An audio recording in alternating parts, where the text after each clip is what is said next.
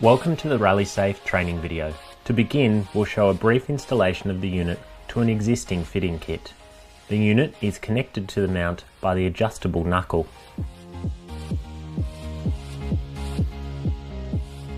Top connector is marked Wi-Fi and must be connected to the appropriate aerial lead.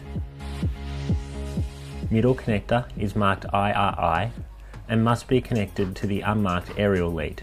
It is important to note that this is a left-hand or reverse thread. The bottom connector is marked GPS and must be connected to the appropriate lead. The unit ball and clamp, after the correct position has been found, must be tightened firmly to minimise any form of movement in competition. Position the unit for maximum visibility for both the navigator and driver if possible.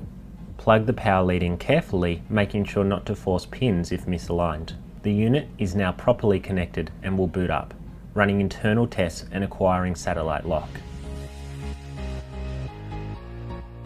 The unit will display this screen awaiting event commencement. Trip meters, clock and speed are active. Stage time is now displayed in the centre of the screen. Directly below that is the distance travelled into the stage. Below this is the speed the car is currently travelling. The right hand column shows car number, synchronised satellite time, a trip meter which is reset by pressing the white button below, and average speed between checkpoints. The display brightness can be adjusted by pressing the centre two buttons as marked, but please ensure maximum brightness is selected during the daylight hours. If the event is using electronic check-in, the green time control check-in panel will display at the appropriate times.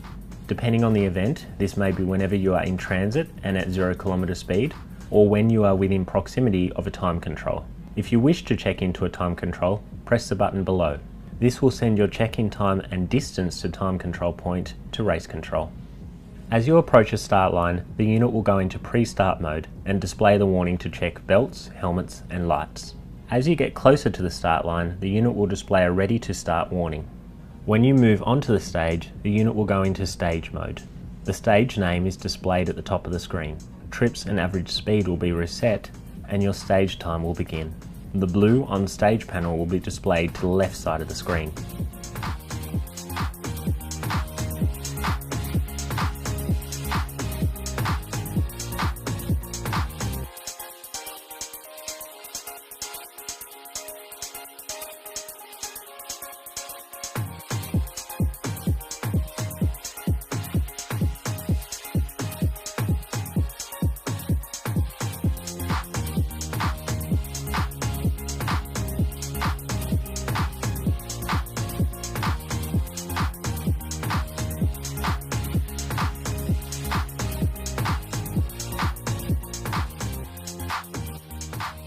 If you wish to overtake a vehicle on stage, press the button below the blue on stage panel.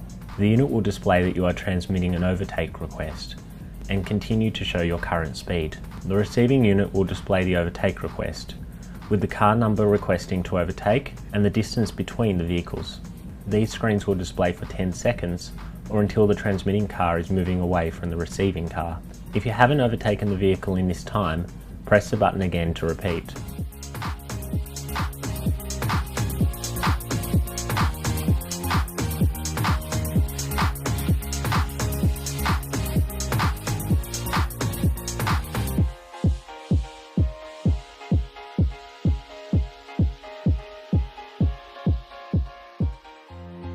If you go below a specific speed on stage, the unit will transmit a slow car warning to other cars. The receiving car will be advised of their distance to you and your car number.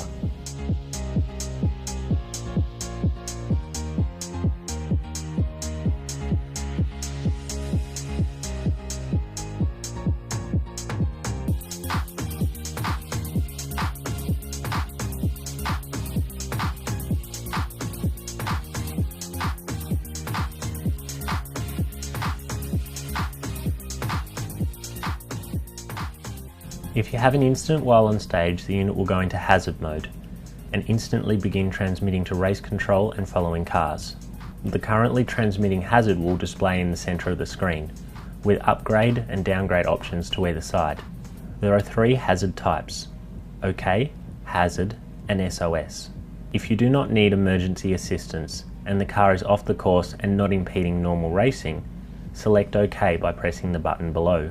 This is equivalent to a green flag in circuit racing. If you do not need emergency assistance, but the car is on course or the course is otherwise affected, select the hazard option. Note that this is automatically selected as soon as the car stops on stage. This is the equivalent to a yellow flag in circuit racing. If you need emergency assistance, select the SOS option. Note that this will automatically be selected in the case of a high G impact. Once SOS has been selected, this can be further confirmed and refined by selecting either fire or medical assistance. This informs race control of the type of incident and allows them to respond appropriately. If you're the first car on scene, make sure you set your unit to the appropriate hazard. This gives race control invaluable confirmations of earlier messages sent, or in the event of catastrophic destruction of a unit, will alert race control to the situation.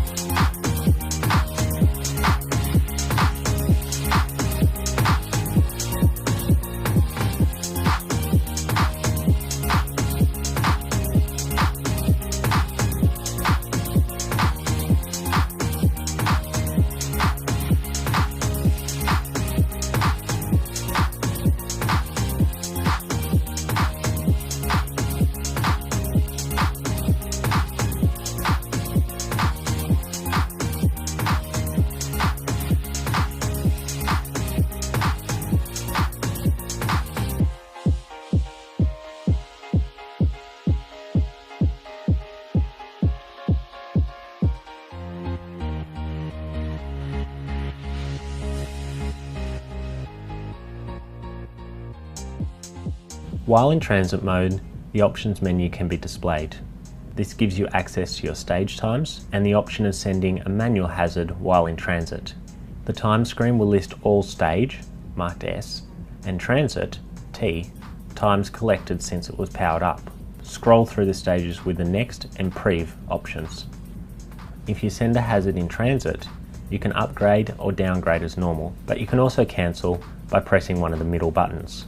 If at any time the unit loses power, it will display a power lost warning on the top of the screen. The units are equipped with internal batteries. However, these can only charge when connected to power, so it is important they are kept powered up at all times to prevent the battery draining. When approaching a quiet zone, the unit will display a warning showing how far away you are from the quiet zone and the speed limit inside the quiet zone. While inside the quiet zone, the unit will show how far you have left and the required speed limit.